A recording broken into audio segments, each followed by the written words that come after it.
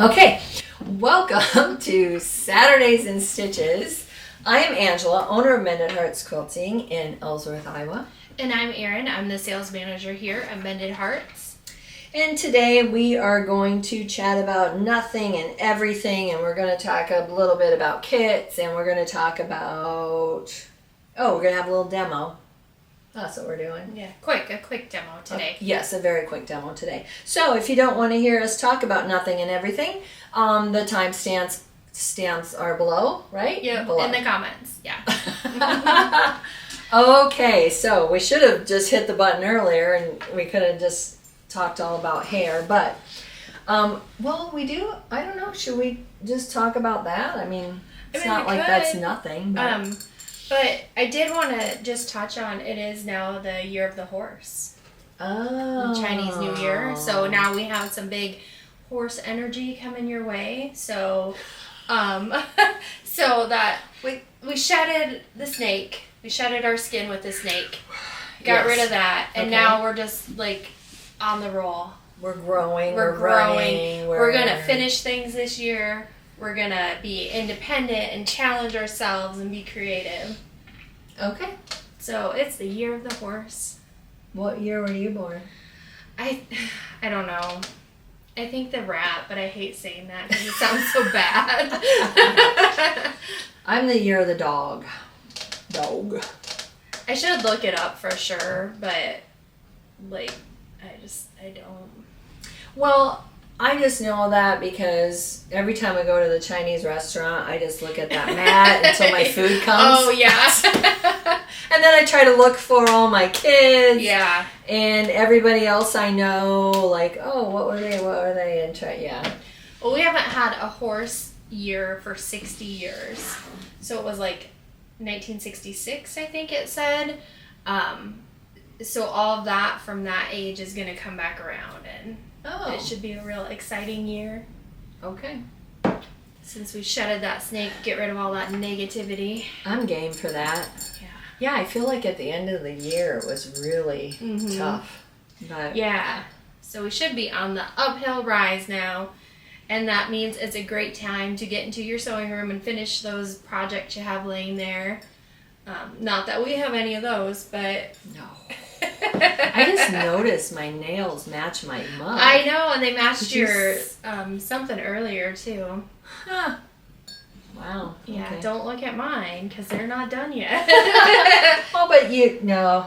I mean, they look good. They've got still, pretty hearts on them. But, yeah, I mean, they're still fine, but they just start growing out. That's they're grown, yeah. Huh, all right. So, yeah, you're the horse. I don't know that I have any other craziness going on right now. If I do, it's not for the YouTube channel. Well, the wind is crazy today here in Iowa. Jeez. It is. Oh, good. Sounds like we're going to blow over. Yes, I know. Do you want to talk about some of this stuff? Oh, yeah, so should we do that a little bit and then we can talk about the kits, I guess? Sure, let's get our cheat notes here. Oh, okay. So we did, Tuesday at 2, we go live on Facebook and Instagram, and every Tuesday at 2. And so today we just had a little Mythbusters kind of a thing, and we just talked about things that we hear in the shop or over the years, things that people have told us that aren't really a thing. So all these things come from somewhere. I don't know where. I don't know who starts the rumor and how it gets out there. Some things I understand are things that have been in the quilting and sewing community for probably 50 years or better. But we have to remember that our products, our fabrics, our threads, the dyes that they use. We are so spoiled compared to what they had 50 years ago. Yeah, yep, absolutely. Everything's upgraded and changed and different. So everything's different. We need to be different. So we'll talk about first off, do I need to pre-wash my batting? No, I'm not talking about the top, not the back of your quilt. We're talking about the batting. Do I need to pre-wash it? No. I don't know when that has ever been a thing or why somebody said that needs to be a thing, but no, that's just, oh my gosh, I can't even imagine. I would think it would tear some of it up. Yeah. Your lint traps would be a hot mess. Yeah. Everything would be a mess, and then you'd have to try and get it. No, so don't wash your batting. And as we're going down this list, if you disagree with something, you can lay it in the comments. I don't care. If you agree with us, you can lay that in the comments too. We are just telling you based on our experience and what we do and what we've learned over the years, because some things we tried when we were first starting out, and then over the years we've adapted and new products have come out and all the things. So that takes us to pre-washing your fabric. Yes or no? That's a big thing. Yeah. No, I don't. No. Can you imagine, like, if we had to go home and pre-wash all the shop samples? Like, we don't get them done now. No. Let alone if we had to do everything else. Oh my gosh, heavens, no. And when I first started quilting, that was said to me, pre-wash everything. And I tried. And then I'd come out of the wash machine with this big, giant, tumbled mess. And then I'm, like, trying to get all the strings. And then I've heard serge it before you pre-wash it so you don't have all... who wants to do all that? Yeah. I just want to get started. And you might be a young mom like I was when I really dove into quilting. And I had 3 toddlers. Like, I was doing laundry all day long. Somebody was pooping or peeing on me or throwing up, right? When you have the little, 3 of them. Still in diapers, all 3 of them at once. So I wanted to sit down and sew when I, relax, sit down and sew. I did not want to be doing sewing laundry when I was doing toddler laundry. So, yeah. But I will say, disclaimer, some people do pre-wash because of allergies. I understand that. And we did talk about if you're mixing flannel with regular quilting cotton, like pre-wash because of the shrink rate. But normally, the quality of quilting cotton that we have, you do not need to pre-wash. Quilt shop quality. Yeah. Cottons. Yeah. Oh, yeah. Pre-cuts and panels are cheating. And we'll say cheating. They are not cheating. They are just a different way of looking at things, or a different... Panels can be so cute, and it gives you a quick-ish project to finish. And if you're, some of the panels we have, like for kids, and we have a gorgeous, oh gosh, I can't remember what it's called, the one we put in the frame.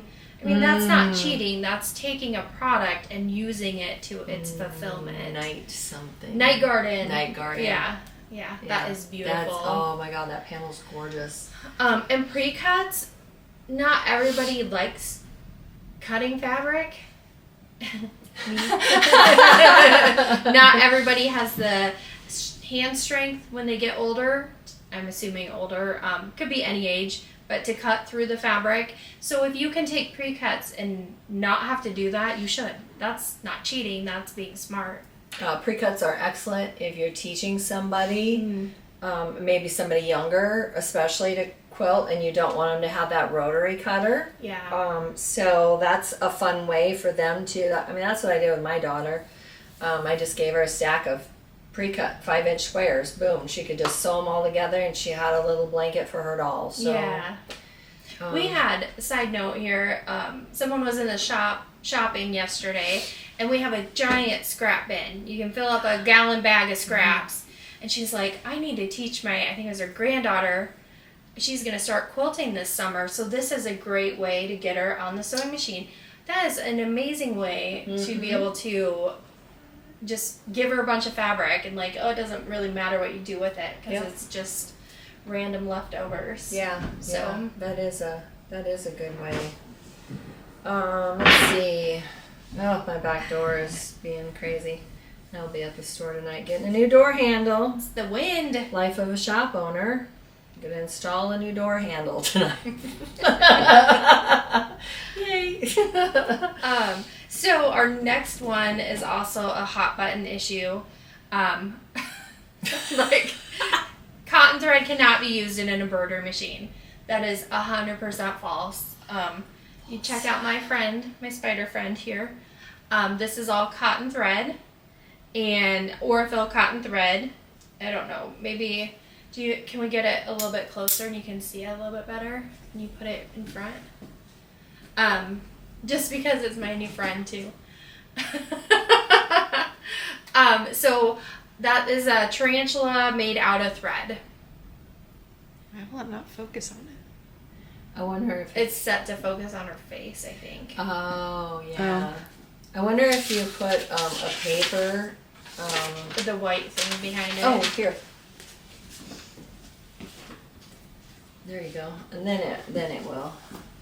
Just Oh, block your yeah. faces. Oh, my gosh. It looks like it's crawling right up there. So, you can 100% use cotton thread in your embroidery machine. You can mix cotton and poly threads in the same design. It's not right or wrong. It is, go ahead and do it because you will not be sorry. And Aurifil thread And you can make friends. was tarantula friends. Aurifil thread was originally designed for machine embroidery, 20, 30, 40 head embroidery machines in the world of high fashion and luxury hotel linens. They didn't start into the world of quilting until the next generation came in, their children came in, and they decided to jump into the world of quilting and made some other threads. So, yes, it's crazy here in the U.S. It's, I can only use poly, I can only use poly. No. And if you stitch out Aurifil in a design compared to poly in the same design, you're never gonna, if I show it to you, you're never gonna be able to pick like, oh, this is cotton and this is the poly. It all just blends seamlessly, and Aurifil's very shiny. And the reason that we did that is because that's what we would hear. You have to use the poly because it's shiny. We like, it just has to, your embroidery has to be shiny. I don't know where that came from either. I don't know either. But when paired together, you can't tell. No. So, I took your... So use it. Use whatever you have. Try it out. Test it with your machine. You will love it. Next up, I can't mix batik fabrics with regular cotton quilting fabrics. Now, batiks are cotton quilting fabrics as well. They're just a tighter weave. And so, yes, we hear that quite a bit, and that is a huge myth. Come on, you guys. This is art. Mix and match. You can do whatever you want. You can do whatever you want. Yeah, I'm here for it. I'll be your cheerleader. Mix those up. Make your bags, your quilts, your skirts, your tops, your whatever you want to make, your curtains. Yeah. And I'll let you do that one. So wrong side, right side of the fabric, like batiks especially, like a lot of times in paper piecing we'll say, oh, use either side. You can use front or back, it doesn't matter. Most of the time with batiks, it's going to be the same on both sides. If you need a little more dimension in your project, or you need a color you don't have but the back of your grunge is a solid, use it. It's okay. There's really no right or wrong. Again, it's art. It's all perceptive. Just let it stand out for itself. And like we talked about, if you're using a white tone on tone and you use the wrong side of it, just leave it. Like, nobody's gonna know when all that's said and done. No, don't spend the time they're ripping not. that out. They are not going to know. And I've actually had, over the years, I've had just a handful of people say, if you flip that batik backwards, I can pick it out of your quilt and tell you. Challenge accepted. Stop back in a few months and let's see what you can do. I would hate to tell you, like even my tractor quilt that I paper pieced, there was a lot of white grunge in there, and I had 2 different grunges that are white. There's pieces that are front and back. Like there just is, and I was not gonna take the time to rip those tiny pieces out. Yeah. It just gives it more texture. Yeah, you're the only one that knows. Yep. It's my design choice. Correct.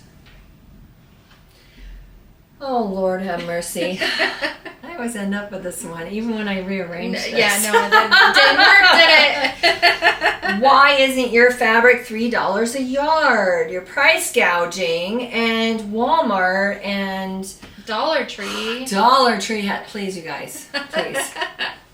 Dollar Tree has fat quarters. Now, okay, I will contend here on YouTube that fabric has a place. Maybe if you're Mod Podging something and or what other weird things would you buy and use that for? Well, Mod Podging isn't weird. I really love it, but I still use quilt shop cotton fabric when I do it. But I understand I don't know. if you are a 15-year-old and you don't have budget for quilting, but you really want to try it. I mean, yeah, go get that $1.25 a fat quarter. No. Not everyone has parents like you, or like you're not, like your daughter. You would have stopped her. Is what I'm trying to say. Yes, but like, here's where I fall on that. There was a young mom who would come in quite often, and I saw her at a different shop. This was before my shop, so this was a long time ago. I would run into her at this other quilt shop sometimes. She had 3 small children. They were on a budget. Totally understand that. We all have those points in our lives. But what she would do is she actually started Quiltworks. She would pick at the beginning of the year, she would come in and she'd buy a Quiltworks pattern from this shop, and she would buy the fabric to make it. And that is more of a process. So she would make that process last a long time. And then she was sewing like she wanted. She was able to use quality fabrics. It's not about punching something out every week. I mean, that's not what it's about either. But I mean, it just, when you use $3 a yard fabric from those stores, you're going to wash it 2 or 3 times. And I mean, I have a Winnie the Pooh blanket. I'm not judging. I did this. That's why I'm telling you not to. I have a Winnie the Pooh blanket that Pooh washed off the fabric. Winnie the Pooh, not Pooh Pooh. Winnie the Pooh washed off the fabric. And I was so disappointed because I made this really sweet baby blanket. That's what happens. And then also, it shrinks up and becomes misshapen. Yeah, and it does shrink a lot. It's rough feeling. So, I would just... Quilt shops have sales on fabric. I mean, you can hit up my fat quarter shelf and get a fat quarter for, $3 or $4. You can, and that goes a long way, You can make small projects with that. I mean, I just think if you're going to actually sew something and put the time and your energy and your thought into the whole thing, you just want to use those quality materials. That's just my opinion. Oh my gosh. Also, that comment is probably pretty outdated. Because when I go to Hobby Lobby, it's at least $6, if not $9. Oh, yeah. And, we just, and that's not the first time we've had that comment on something, and it won't be the last time. That's not the first time we've had that comment face to face in my shop. Right. I'm not going to pay that much for a spool of thread when I can get it for $1 at Walmart. Don't put that thread in that sewing machine. I mean, you're going to pay top dollar for a sewing machine, and then you're going to put dollar thread on it? Okay. All right. Whatever. I'll argue with you if you want to comment. I will. And that goes back to...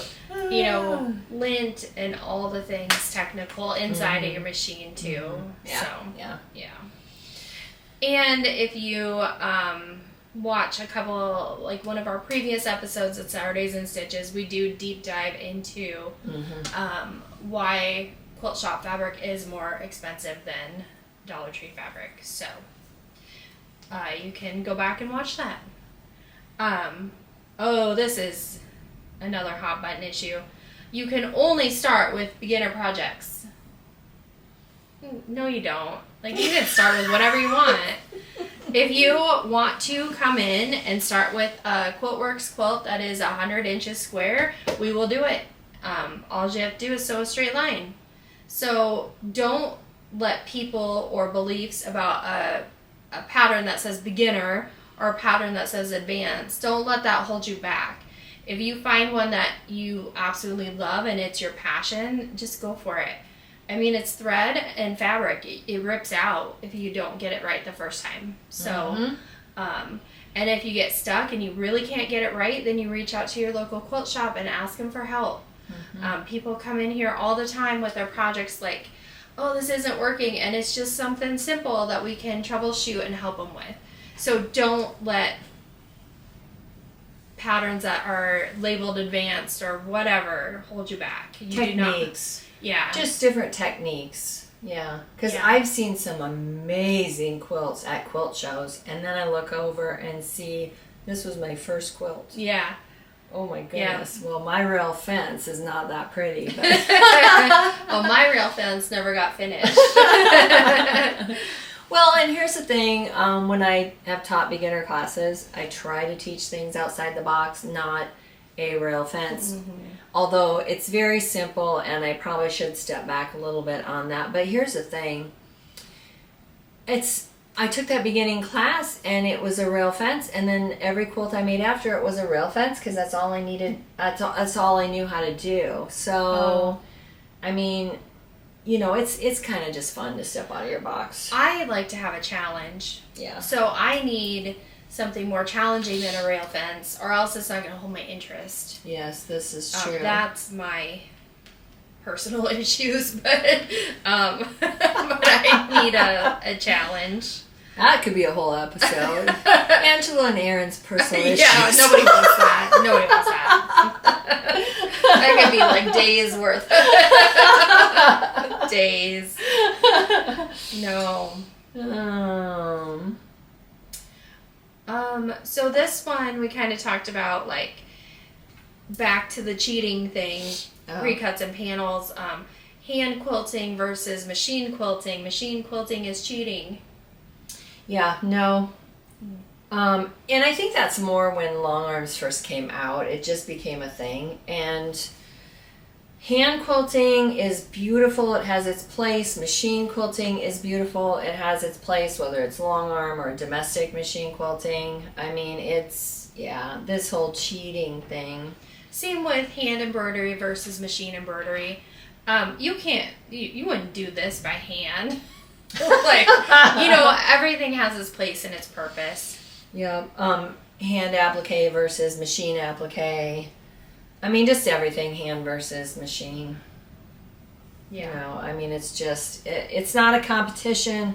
Unless you actually enter it in a competition, then it's all whatever you want as well. Because there's categories for all of it, isn't there? I'm sure there is. There is, yeah. Ooh, I need to find the state fair categories while we're talking about that. Yeah.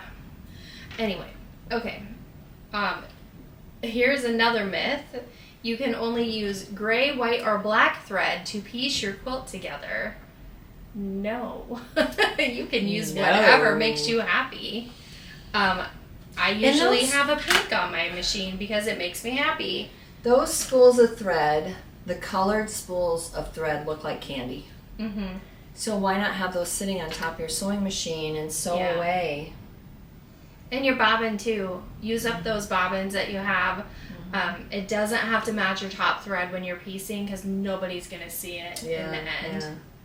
I mean, unless you're planning on that quilt hanging in a museum in 150 years or somebody tearing it apart to see what our work was like. Well, how do I get my quilt in a museum in 150 years? I don't know. Oh, man. I'll be dead, so it's fine. But I my will say, gosh. if yours gets in a museum and mine doesn't, I'm going to be haunting somebody. Oh my gosh. We'll never know. We'll both be dead in 150 years. Oh my God. Stop pointing out your mistakes. Don't bring me a quilt and say, when we tell you it's beautiful, it's because it truly is. Don't be like, well, but I messed up here, here, and here. You're the only one that knows that. You don't have to point that out. And again, it goes back to art and, you know, be proud of what you've done because you have accomplished something. Correct. Are you okay over So there? hot. I'm going to bring little handheld fans out here for us so we can fan I ourselves. have some. I have some fancy ones. I have a fancy feathered one that I Yeah. got at Renaissance Festival. Yeah. Is yours like that? Mine's not fancy? feathered, but it's like pretty and Yeah. All right. Well, you finish with Next this week one. we're bringing our fans along with our crowns. Oh my God, we're so bougie. You are. Yes. I'm I am. I don't care. Oh, We're gonna leave you with this tip. my machine doesn't like that thread. That's not a thing. That is not a thing. So, if somebody tells you your certain brand of machine can only use this certain brand of thread, that is not a thing. That's a sales pitch. That's a sales pitch, yeah. When you say to me, my machine doesn't like that thread, it breaks or whatever, that's not the thread. That is your machine. And I'm not saying there's something wrong with your machine. I'm saying that you probably just need to adjust your tension a little bit. Not all threads are created equal. Aurifil 50 weight, it's a 2-ply thread, whereas a few other competitors, their 50 weight threads are 3 plies. So not just because you're holding up a 50 weight thread and you think, oh, they're both 50 weight. No, they are 50 weight, but this thread over here is probably 3 plies and Aurifil is a 2-ply 50 weight thread. So if you're used to using this heavier 50 weight thread because it's a 3-ply and then you go to an Aurifil 2-ply 50 weight, it's going to be different. You're going to have to adjust your tension a little bit. So it's just not a thing. Right. Yeah. And that's a big one these days. It Oh is. my I Lord, I hear hear it it every so day. much. Yeah. Oh. Your machine will like whatever thread you tell it to like. You just Correct. have to adjust it to make it like it. I mean, you're the boss of that machine. Yeah, you tell it.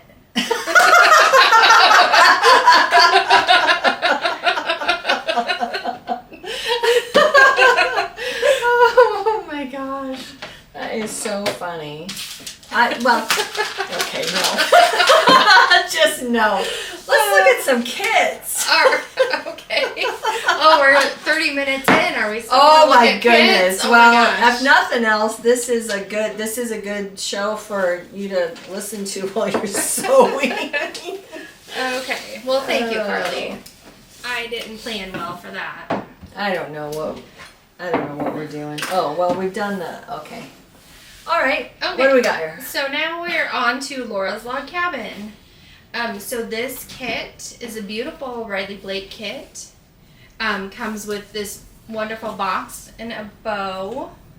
Ooh, look at that. I know, it's so yummy. oh, And it's not all packaged up, so we can show you what it looks like. I'll unfold a little bit of the quilt. I won't This try to hold the quilt whole thing is 84 by 100, so it's a big quilt. Yeah, so I can't hold the whole thing up, but I'll just put a little corner of it up. But so this you can fabric see. is gorgeous. As always, our kits come with everything for the top, the binding, and the pattern. We do not sell kits without patterns unless for some odd reason it is noted. everywhere, and I don't even know an example of that. It's just not a thing we do. No, I don't think that's ever a thing that we would do. But this one is Laura's Log Cabin. You can see there. The only thing that would be different in some of our kits is if we substitute a fabric, it is notated online. So you will, if for some reason, like I made this and I swapped for a different binding, it will tell you kit B contains a stripe binding, kit A contains a polka dot binding. Sometimes we're able to get it at a reasonable price point, and we're able to include the backing.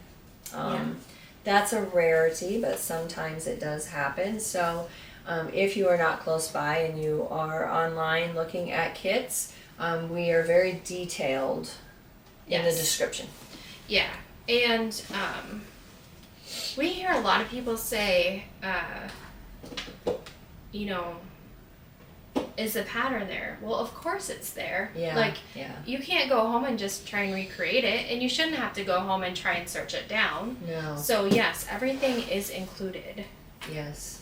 And sometimes people come to me and say, well, I already have that pattern, but I want the fabric. Will you take the pattern out? No. Gift it to your friend. Yeah. I mean, because we just don't want any type of confusion. And you might get it home, and then you find out, oh my God, well, I had the pattern now, where is it? And then you're searching your room. So our kits stay 100% pattern, all the fabric to do the top and the binding, just like what you see is what you get. Yeah. And I was holding it up a little bit, but it is really pretty. Yeah, it's big, so you can't hold. It's gonna look amazing on the wall. Yeah. Okay. Oh, here's another big one. Yeah, this one I won't even hold up because I won't even be able to get a. This one is Floral Felicity from So Kind of Wonderful. So if you're familiar with So Kind of Wonderful, you know that you need their ruler. This one uses the Wonder Curve ruler. And here is a picture of it. So this one, they did separate into 3 different fabric packs. We have it all together for you. And you can choose to make 4 wall hangings with this or 1 large quilt. So we have it as a large quilt. We kept it all together. But they did break it down into quadrants so that you can, they're on the back. So you can make 4 wall hangings instead of the large quilt if you choose. And our fabric packs are exactly like what's in the book.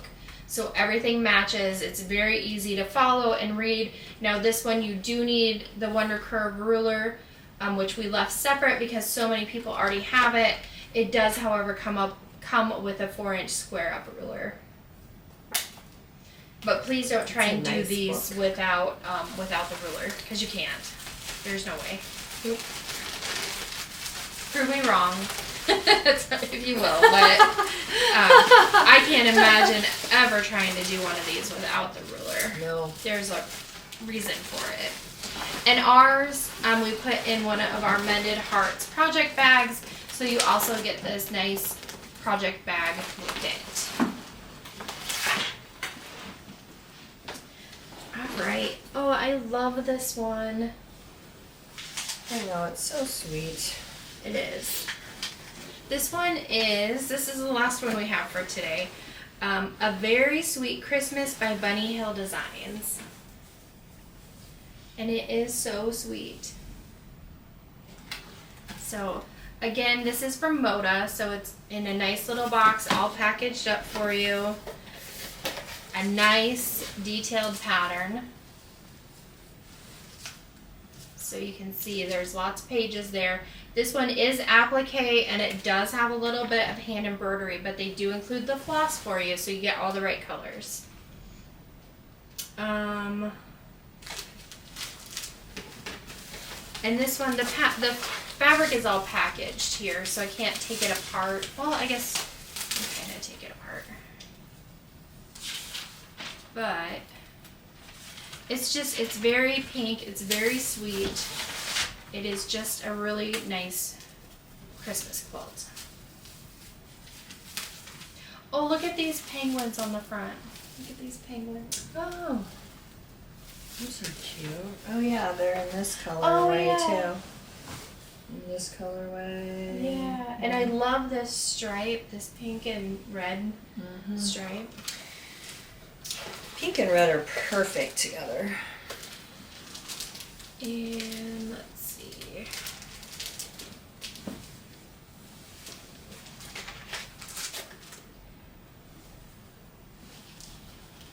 So this floss that they put with it is, the brand is Crescentia. It's not a brand I'm familiar with, but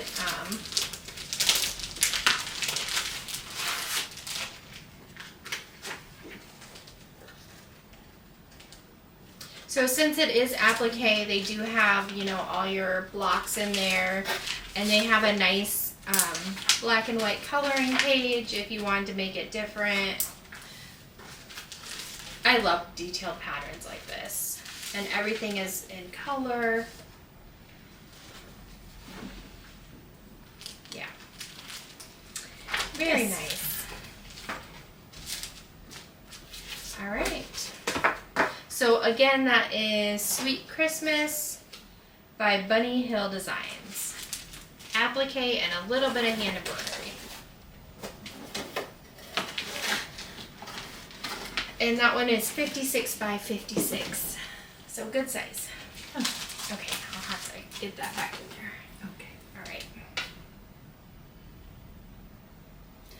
Okay, so that's our kit talk for us. That. Yeah. Okay, so that was Kit Talk and Mythbusters, and now we are going to take you into a demo. A quick demo, yeah.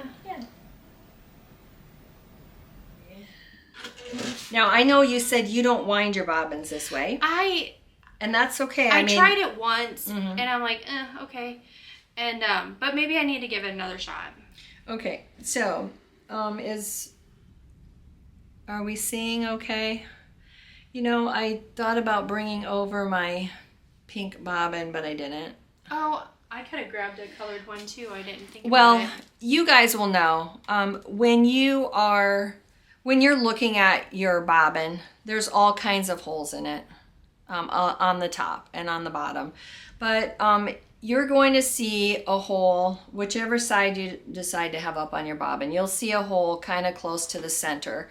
So if you bring your thread up just inside of the bobbin and out through that top hole, which I think a lot of times is what most of us do, and then we put it on and then we hold it while it winds. Yep. I think that's fairly common. But if you take that thread then and go right down the center of your spool,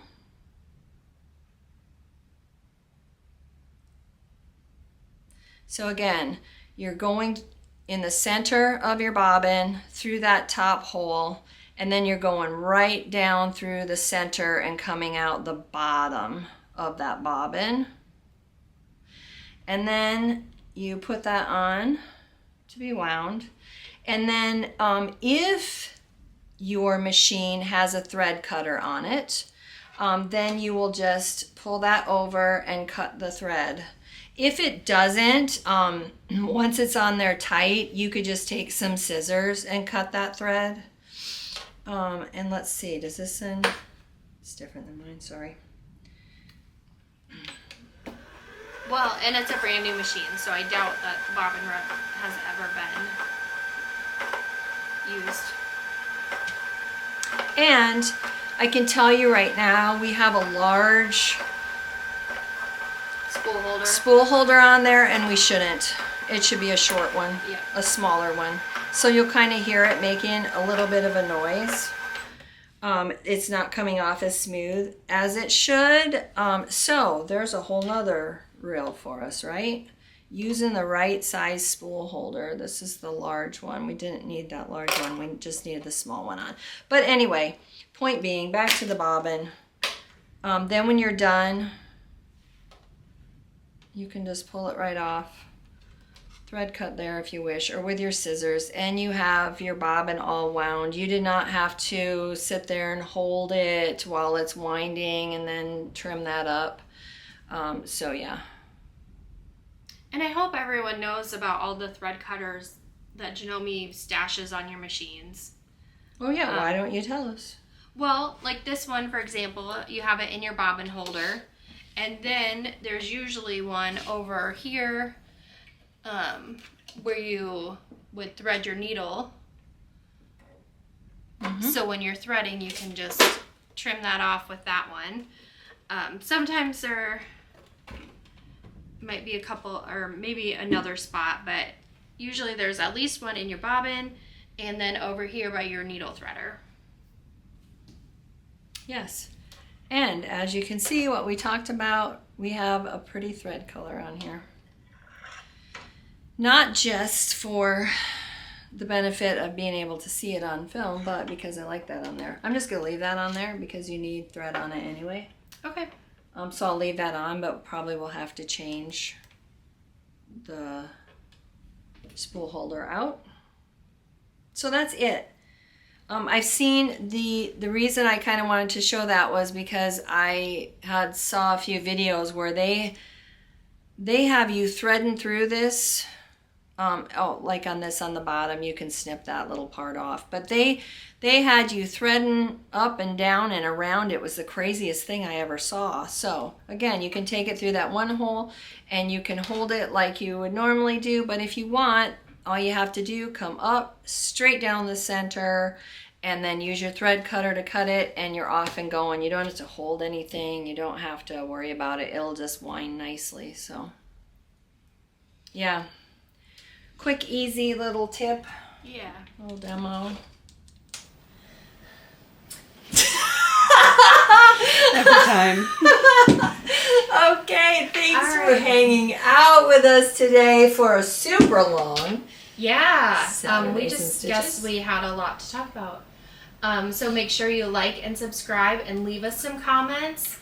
You know, whether you like it or you don't, you can sure leave it because it's fine. We'll respond. But yeah. Okay. All right, we will see you next Saturday.